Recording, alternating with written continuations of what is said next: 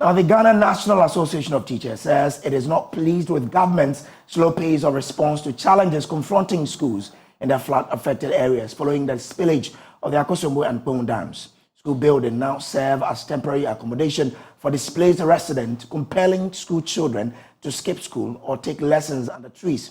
Education Minister Dr. Yao Educhum, during a tour of the affected communities, assured government is working to address the situation.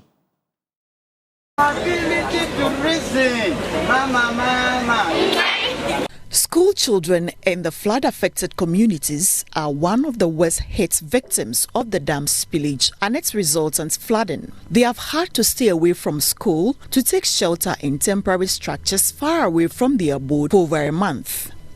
Until that time, when the floods recede, academic work remains in limbo.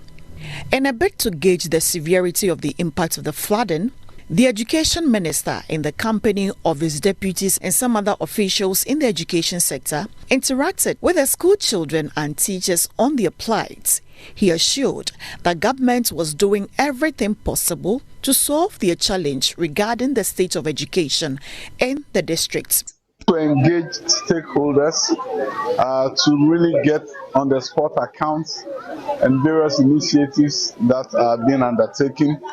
We've come, we've seen the teachers, we've talked to the regional minister, district chief executive, NADMO coordinator who is here. So we've gotten a very good feel of what is going on and how we can support the effort. As you see here, these are makeshift classes and students are learning. That's a good thing, that they are not losing out. In a number of places, we don't have that opportunity, and we should create that opportunity immediately. So we are looking at short-term solutions, medium-term and long-term solutions to the challenges. But as Education Minister, my primary purpose for the visit is how do I bring normalcy to the teaching and learning process, and that's why we came, and we've seen enough to go back and then look at what we can do to really bring about teaching and learning to our community, to our parents and to our students. Some school buildings have been submerged. Teachers and students have been displaced. Teaching materials have been destroyed in the floods. There remains lots of anxiety among teachers, school children and parents concerning the future of education after the floods. Ivy Setoji's report for Joy. But the Ghana National Association of Teachers says it is not happy with the government's slow pace in addressing their concerns. Reverend Isaac also is not president. What we are looking forward is for them to be very proactive, to put measures in place to restore back academic work within these affected areas. But we are not happy with the pace in which the ministry together with GES are taking to resolve the matter. But once yesterday they were there, we will give them the benefit of the doubt and hope that within the coming days, they will let Ghanaians know what they have the measures they have put in place to restore back academic work within the affected areas. And when we are in an emergency situation, we have what we call education under emergency. So education under emergency is not like the normal procedure that all of us use. This is a situation where children and their teachers, parents are in difficulties now. So we believe and trust that the ministry, in terms of this emergency, will put in place measures. Let's get more on this. Joining me via Zoom now, a spokesperson for the Education Ministry, Kwesi Kwati. Grateful to you for joining us now. Now, we're learning today that government doesn't have a coordinated plan to ensure that they bridge the gap between the people who have been affected and how they can get access to education. Why that? And I think I responded to this question earlier on JoyNews when I spoke to your colleague Ivas Mensah. And then the premise was that I don't think it is very helpful for us to always use, this approach in resolving issues like this. Of course, I understand the agency, I understand the importance that we have to attach to critical issues like this, but we also have to be mindful to address it in a very dispassionate manner so that even in our attempt to resolve whatever challenges occasioned by this spillage, we do not end up creating a lot of problems at the end of the day. Of course, I mean, yesterday I had the opportunity to join the minister's team, of course, together with other stakeholders from the Ministry of Education. You look at FPMU, GS, FRACE, HS, GTech, and NASIA, and other relevant institutions. And of course... Okay, Kwesi, so to address this, what is the plan that the ministry is working with? I mean, if you had allowed me to land, because I was still coming there. I mean, so the point is that, first of all, you need to appreciate the issue and the challenge that they are having even on ground. There are communities that you go that literally those displaced people from other communities are lodging within the school buildings. Certainly, we may have to liaise with, for instance, VRA and other relevant institutions to probably look at solutions like pavilions and other temporary places for studies and academic activities. Of course, as I speak with you, I mean, this morning, the regional education director from the Volta region also spoke to your colleague, and he also outlined certain measures like the shift system that they are running. So I do not think the ministry or Ghana Education Service is not doing anything. In situations like this, it is not a situation that, I mean, we could have reasonably anticipated, especially looking at the impact. And so when it happens like that, you have to liaise with stakeholders. You are having, for instance, EPA working with NADMO, working with the military and other institutions. For us, within the Ministry of Education, the assurance we are giving to all parents, all students is that we have a short-term solution, long-term, and even a medium-term approach. And like the minister indicated, and even yesterday, some of your men were on the ground. We've started a shift system. We are working with VRA to look at also the construction of pavilions and other temporary places to accommodate these people. But I mean, yesterday, for instance, our visit there was first of all to ascertain the situation for ourselves, get first-hand information to be able to, and that is what they mean.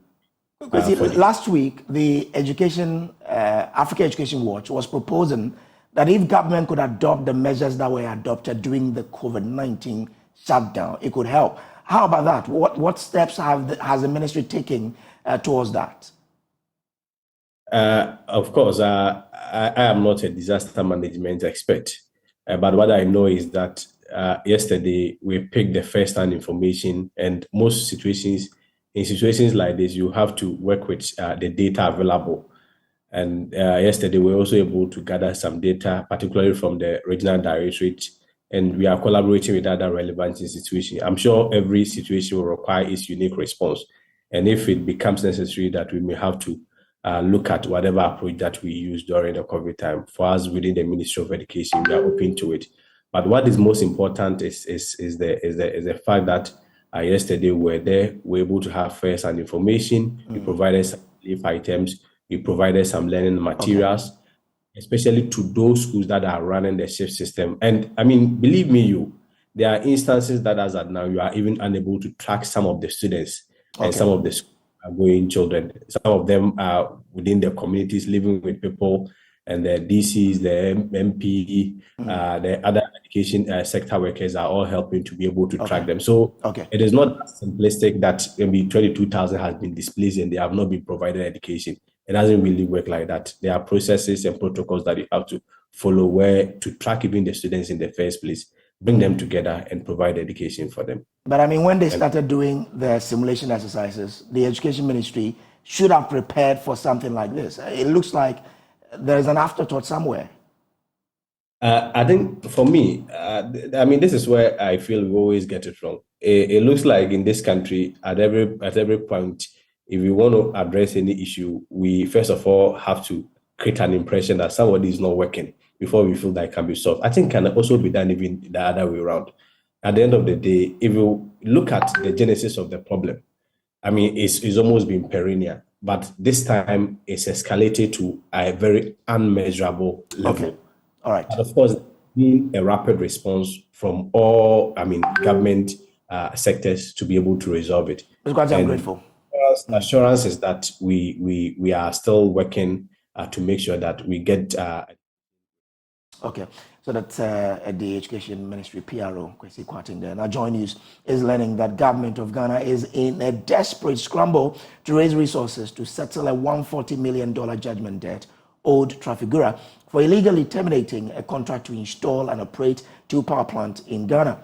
2.5 years after landing arbitrary tribunal awarded a judgment debt against Ghana, Trafigura has attached at least 5 properties of the country in the UK. But that may not be enough. We have exclusive details of that for you. Manuel Kranting now joins us live from London with the latest on this fast developing story. Manuel, the seized building may not be enough to offset the debt. Why is that? Manuel, kindly unmute so we can hear what you're telling us. Yes, well, Bruce, what we've learned is that the attachment is not outrightly to the ownership of the building, the particular building called Regina Building. It is actually to the leasehold interest of the country in the building, which in simple terms means that while the country owns the building and currently receives rent, for want of better expressions, from the occupants of the building, it currently is going to transfer that leasehold interest to Trafigura, which means that Trafigura is now going to be the institution to rather receive the rent. Right. What my sources tell me is that the rental value of the property is around £1.5 million annually. And if you put that across the judgment debt of $140 million US, it brings you somewhere around £115 million. That give or take with £1.5 million annually, holding all other variables constant, gives you about 75 to 76 years before Trafigura will be able to offset or defray its entire interest of the $140 million US.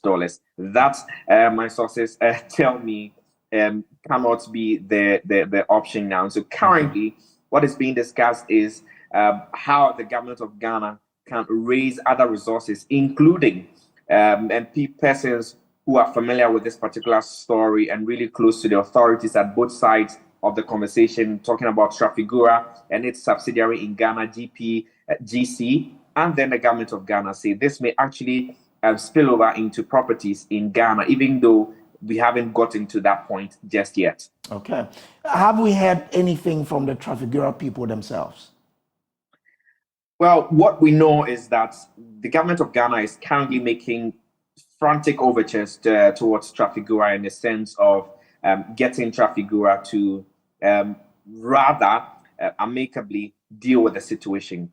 However, what we've learned is that Trafigura, and I'll just read you a quick report, if like response that Trafigura gave to the BBC. They say over the past 2.5 years since they secured this judgment from the arbitrary tribunal in London, they have taken steps to actually, prosecute and execute the judgment debt in ways that will be satisfactory for both sides. And it hasn't been successful, obviously, due to attempts by the government of Ghana to block the execution of the judgment debt. So for now, they say they are open to conversations and they are willing to engage the government of Ghana if it brings on proposals. And that's where we are currently with the ongoing conversations.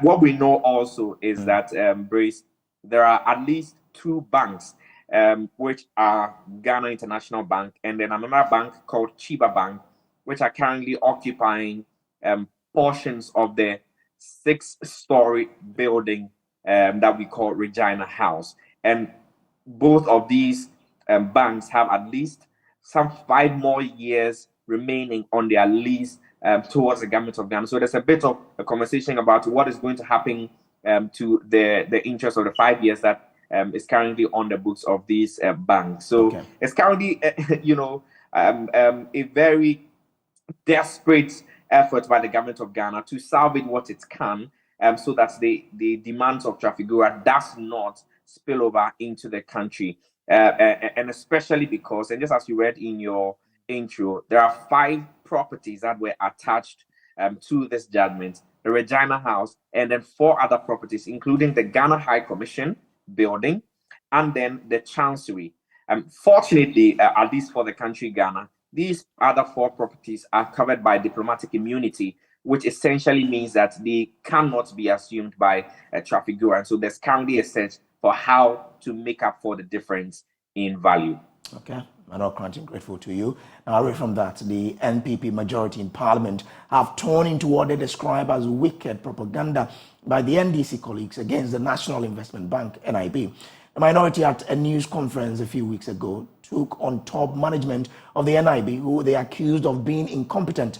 But their colleagues in the majority are pushing back. Majority Chief Whip Frank Anodompre described the conduct and allegations of their colleagues as unpatriotic and meant to run down the bank. I think what the minority should do is that, you know, the financial sector has its own variabilities. And as such, if you are making commentaries about a bank, you need to be careful and you need to get your facts right. Our colleague, the minority ranking member of finance, we think he got it all wrong. He got it all wrong. It is never true that the treasury of the NIB bank is not functioning. So the least our colleagues can do is to at least be careful when you are commenting about a bank that is mandated by law to help soar up and develop our industry. All of us can appreciate that we are gradually gravitating towards an election year. And so people are tempted to come and make all manner of allegations. We're happy to join them if they are calling on the central government to push in more capital to the bank, because we are talking about 1D, 1F as a country to develop our industrial sector. And the bank's core mandate is to support our industrial drive. What the government should be encouraged and urged to do is to help in the recapitalization, but not to run down the bank. So our colleagues in the minority should stop this politicization of all matters. It's most unfortunate, and I think that they have to show more of patriotism when it comes to matters of this nature, which can affect the well-being of our country and also lead us into a dungeon. So speak with a lot of passion, because I will not sit down or sit aloof and allow people who so-called finance people who think that they know more than anybody, and yet they come out and churn out malicious lies just to score political points. It's most unfortunate. According to Frank Anodompre, contrary to claims by the NDC that government is speeding up plans to merge ADB and NIB and privatize them, no such decision is being pursued currently. When these allegations, especially, I'll caution you when we are going next year, we are going into elections. I'm sure there is going to be a lot of such malicious lies being put out. I am not aware. As a government, maybe there's going to be any sell-off, to use your own words, there's going to be any sell-off. I'm sure we would have had that privileged information. There is nothing like that as we speak. There's going to be any sell-off or what have you. I am not aware of that.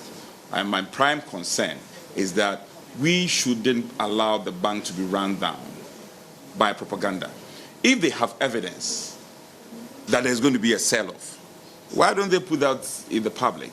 We want to challenge the minority. If there is an intention like that, which you describe as sinister, they should come and tell us and give us evidence and save us from all these rumor-mongering, wild goose chains, press conferences upon press conferences just to put the bank.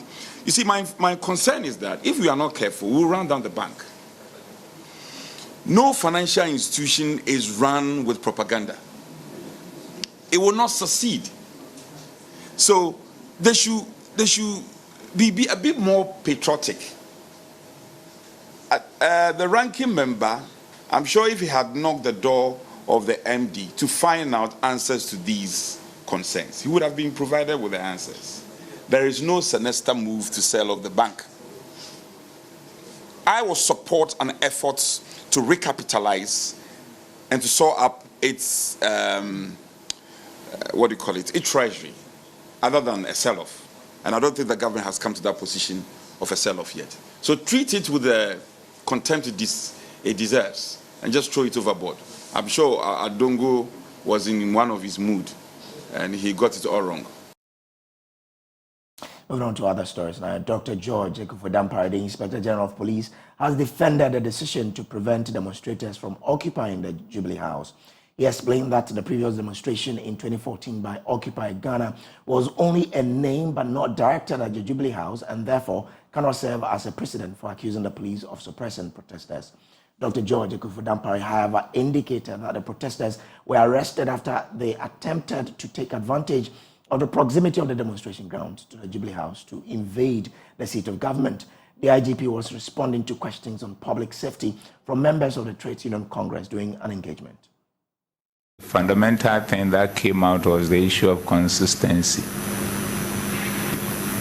And the consistency bit came from two fronts, my big brother who spoke first and my brother who also later anchored that point about the fact that 2014 there was an issue of Occupy Flaster House.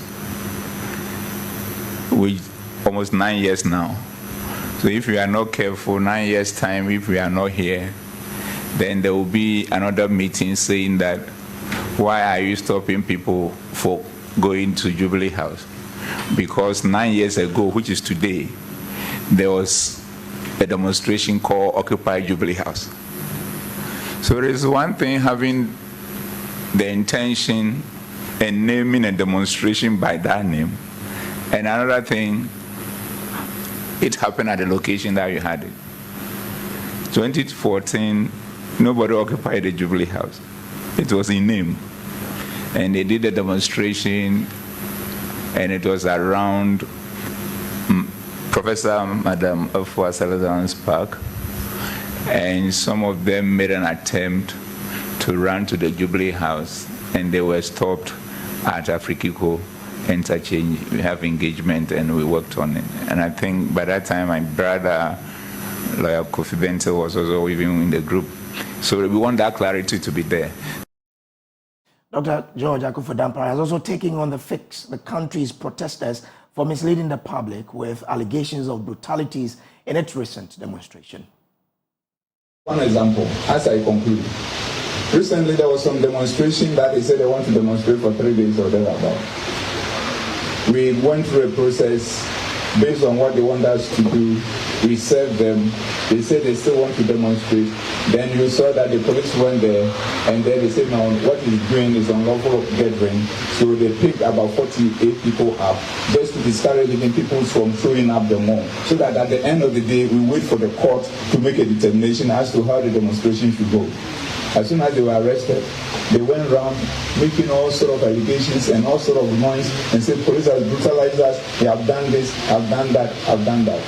I took it upon myself the following day to meet their leaders, some of them, and told them that if we have respected the process and allowed the court to tell us how we should go about, we won't get to where we have gotten to. But because we have succeeded with all the propaganda and convincing the public that as if we are against you demonstrating, and also the lies about the fact that police has brutalized you, we will let you continue the demonstration, and we'll let you finish with all the days that you want to do the demonstration. But we will challenge you to bring any evidence that speaks to the fact that you were brutalized.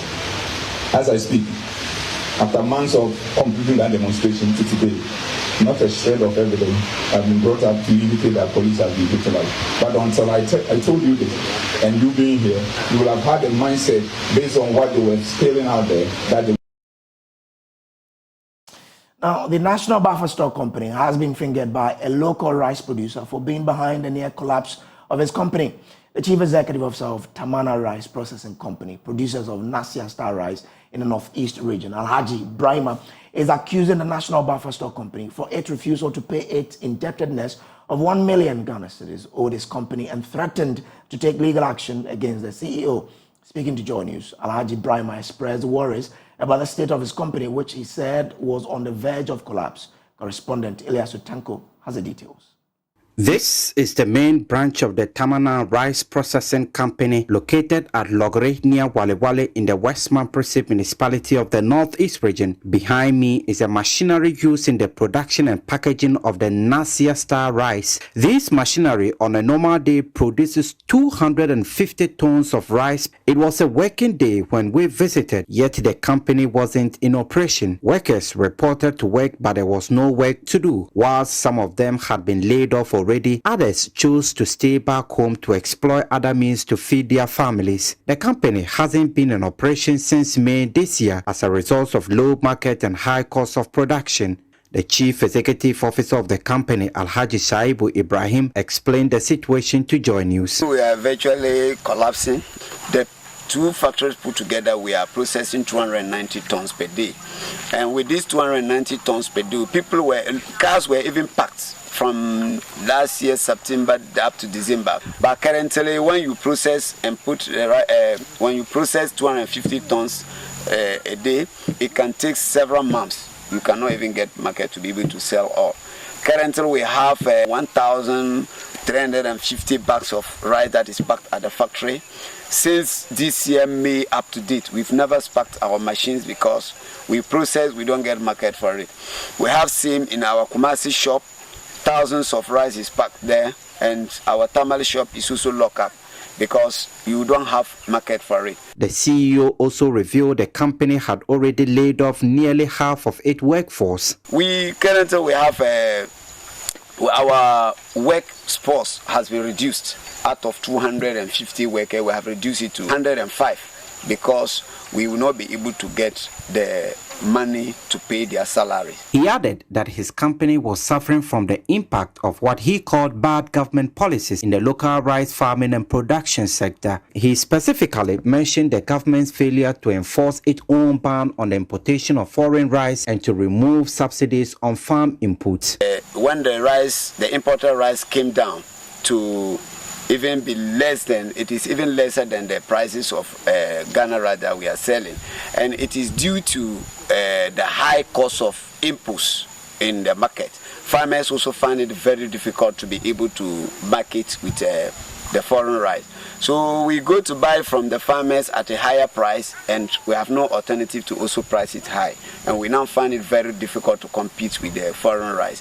And now nobody is buying from us for a whole year. They have not bought rice from us because they have gone back to the Indian rice, which is very cheap. He also blamed the National Buffer Stock Company and its CEO for the current state of his company. I can even say we have virtually collapsed because of the buffer stock, because they kept our money for close to 2 years. As to speak, the buffer stock is owing us a lot of money and they are not paying. Currently, they owe us close to 1 million Ghana cedis and they are not paying us. We made our lawyer to write several letters to them. When the supplier were agitating, we also thought they were going to pay us, but the NRI giving us 53,000 Ghana cedis, and that ends the whole thing.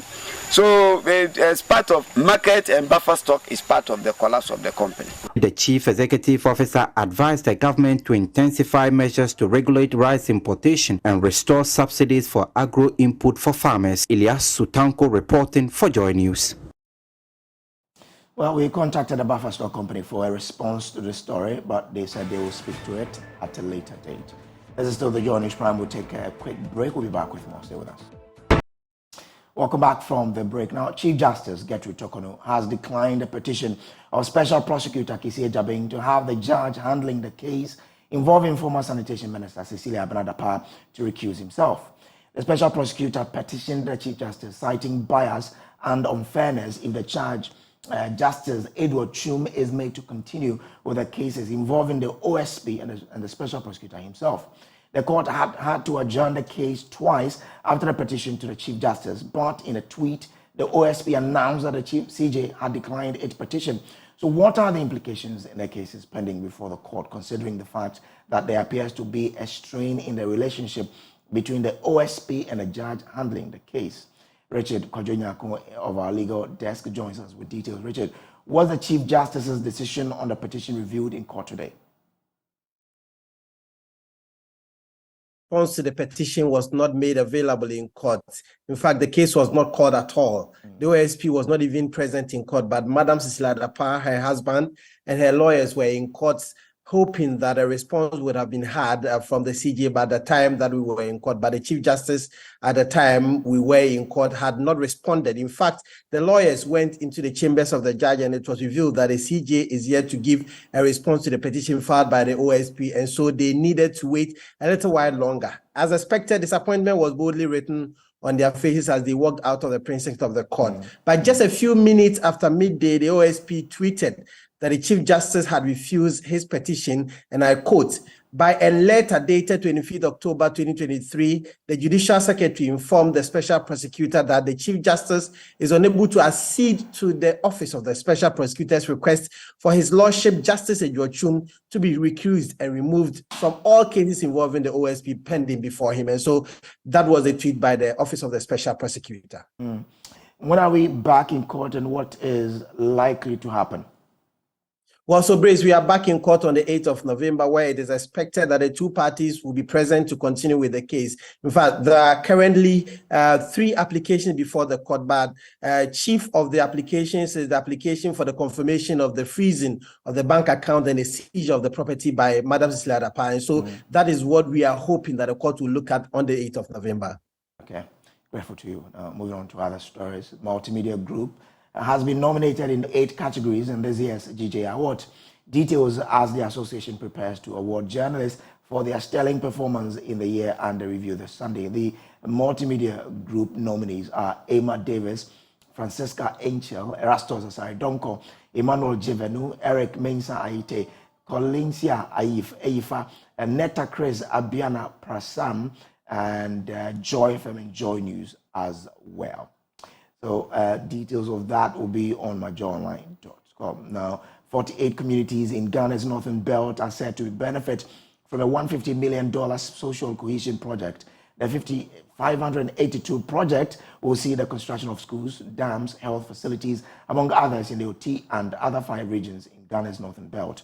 The initiative is expected to primarily address the impact of conflict and extremism from the Sahel region.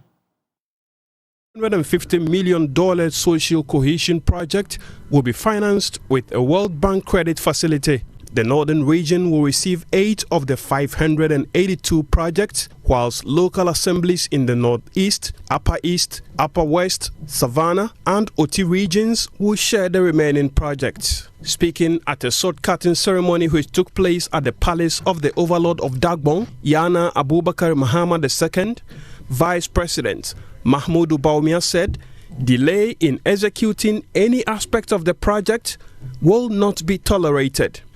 I wish to emphasize that the funds have been made available for the execution of the sub-projects, as the Minister for Local Development has already said. This money is available and the contractors will not be inhibited by a lack of funding to complete all of these 582 projects. The Vice President explained how Phase 1 of the project will impact and change lives in the beneficiary regions. The project focuses on dealing with issues relating to fragility, conflicts, and violence.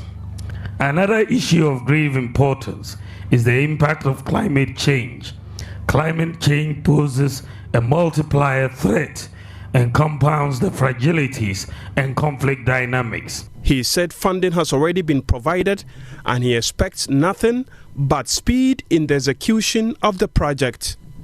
I wish to caution all implementing agencies, both at the national and subnational levels, that implementation delays will not be tolerated. The beneficiary regions were selected based on their vulnerabilities. A resident of Ayeduase and Kota in the Ofurikro municipality of Ashanti region are lamenting an upsurge in crime among school-going children.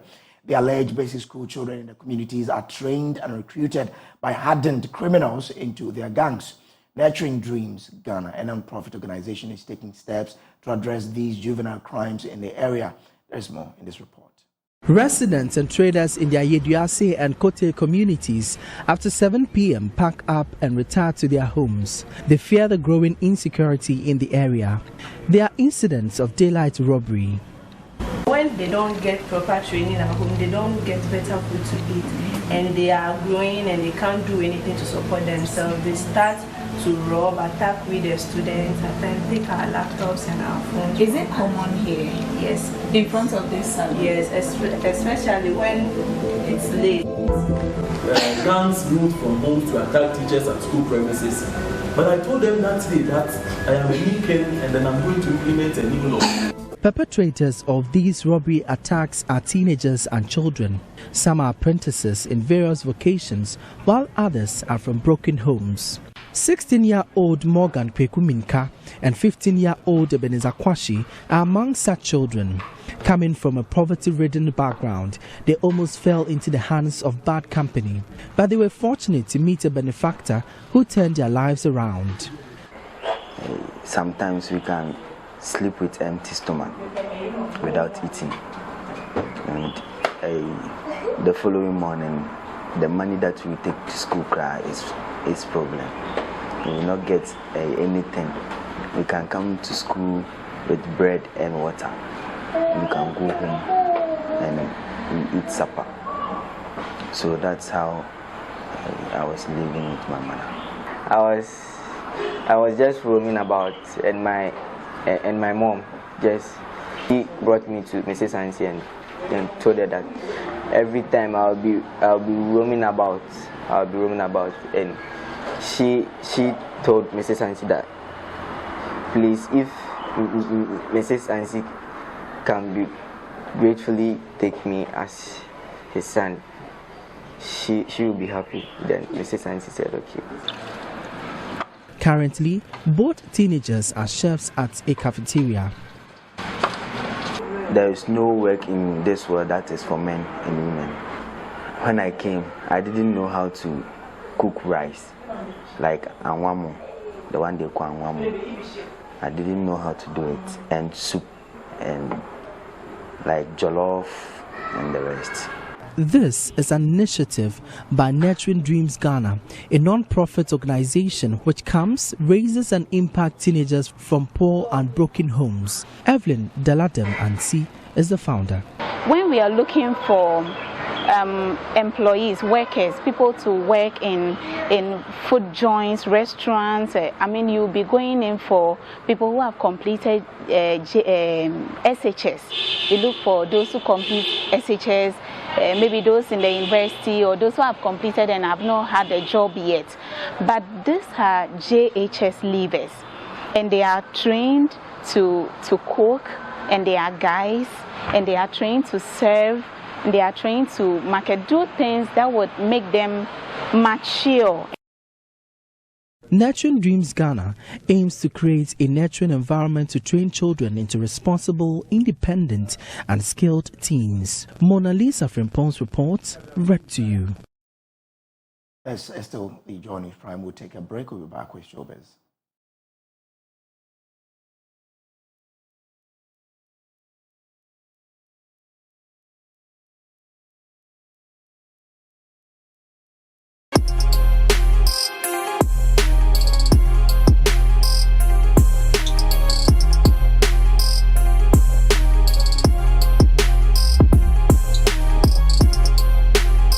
Vet Investment Limited. All right, so welcome back to Showbiz, and Noella Karim-Yali is here. Noella, that's right. Away from me, yeah? Right, now in Showbiz today, he embarked on a journey with a dream to stage the largest play that would transform the country's arts and tourism industry. Now, in an open letter addressed to the then CEO of the embattled gold dealership firm, Men's Gold, Nanapia Mensah, he sought a 5 million Ghana cedis investment into this dream. Although he never received that funding, 4 years later, his dream materialized with the successful execution and patronage of Mansa World, and just 4 days ago, another in Paris. Watch this.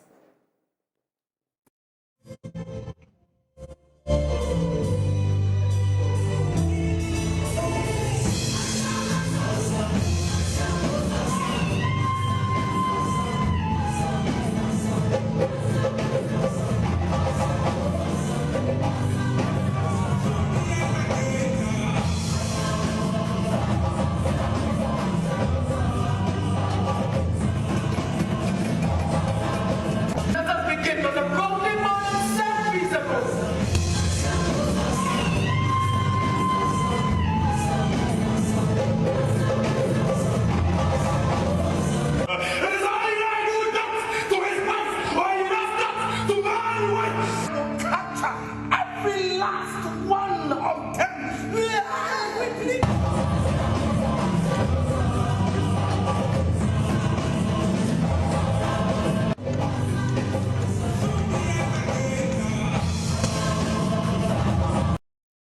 Right, and we are delighted to have playwright and the creative genius behind Mansa World, Chief Moomin, join us via Zoom for a conversation about his recent experience in Paris.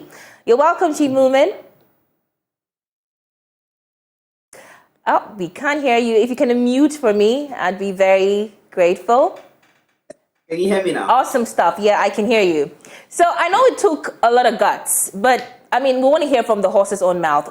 What exactly did it take for you to realize Mansa World? Well, I mean, from where we are now, we haven't even realized Mansa World yet. You know, what we just was a snippet of the vision into Mansa World, which we launched at the UNESCO headquarters. We are now actually working towards the grand premiere of the Mansa World somewhere in the world, which will be a series of theater productions and other things put together in a 1 month kind of festive environment. So, but I would say that the UNESCO launch signifies a major milestone. We've been working at this consistently for the past 6 years. This has been my job, traveling around the world, pitching the projects, engaging with people, convincing local investors to invest in the project. And last year we succeeded in getting a few to put some money behind us to do what we call the proof of concept production. So what we actually have pilot production, which we staged last year at the National Theatre. So we're actually in the month of our anniversary. We're exactly 1 year old. And so after years old, we've been engaging with UNESCO. I mean, this engagement process with UNESCO is well over 1 year. And finally, we launched the project. And now we're going to go global, take it around the world, build support for it, convince investors to invest in this Mansa World vision. And, you know, we'll do the world premiere. Right, and in the snippet we just watched, I'm sure my viewers also saw it, we saw a lot of positive reactions. I saw a young woman, you know, try to bow down, you know, almost in admiration for your craft. Tell us how that reception was like in Paris. Yeah, I mean, she's actually a mature woman. So this was actually at the UNESCO headquarters. Well, I mean, unless you meant, you know, young and young at heart, right? Of course. So we had the main event at the UNESCO headquarters exactly 1 week from now, actually. I'm sure around this time we had just finished the production because France is 2 hours ahead of Ghana, so that should probably be around 10 o'clock. So this was the main event we did at the UNESCO headquarters. Went very well. There were a lot of high-profile dignitaries in the auditorium. The reception was great. For us, we wanted to test how this production will do internationally, and we feel that we will succeed really internationally based on the kind of reactions that we had. And then we decided to do a pop-up performance, you know, out of the blue at the Eiffel Tower. It's a place called La Place du Trocadero. So we just took our troupe there and we just started an open air performance and people came around and took pictures and danced. So it was really, really, really fun. But I think that this trip gives us confidence that the product that we are building is really global and can really sell around the world. And that's really exciting for us because our vision is to create a powerful, you know, theatrical brand from Ghana, from Africa to the world, and then move on to other areas of the art, movies and amazing. Amazing. I think my last question to you quickly would be, how was your work, you know, contributing to the arts and tourism industry in Ghana and beyond? And of course, what cultural and artistic elements do you hope to bring to the forefront with your place? Well, I've always felt that Ghanaian and indeed West African culture is yet to be explored in all its, you know, grand offering. I mean, we've seen successes from music. I think that there's great opportunity for theater, for film, and other aspects of the art. And I think that what I'm doing, especially for Ghana, would help put our theater out there internationally. I mean, we took one of the biggest, you know, theater troops ever from Ghana. We went with a cast and crew of 60. So that's quite a major undertaking. We all went and we all came back. So I think that what we're doing is opening up the opportunities for especially people in the theater space in Ghana. It's going to bring a lot of attention to what we're doing. And we're going to create a system that puts economic value to our craft. And for me, that's my focus. That can we leverage on our skills, our talents, our culture, and our heritage to empower the artists, both in Ghana and, of course, with the other African artists that we're going to work with. So I think that is going to be a major game changer for the industry. And I think it's also actually going to also encourage a lot of people. People are seeing us do this. There's just a sense of possibility that they'll be imbued with, you know, to also undertake similar feats. So for me, I'm really very excited that we are pushing the boundaries. You know, we are opening up Yes, and we're going to see a ripple effect. That's right. Listen, Chief Mumin, all of us here at JoyNews, we're so proud of you. This is really amazing. And we're fingers crossed you really realize the whole play. And maybe you bring us along, we cover, and everyone is happy. You're happy, we're happy.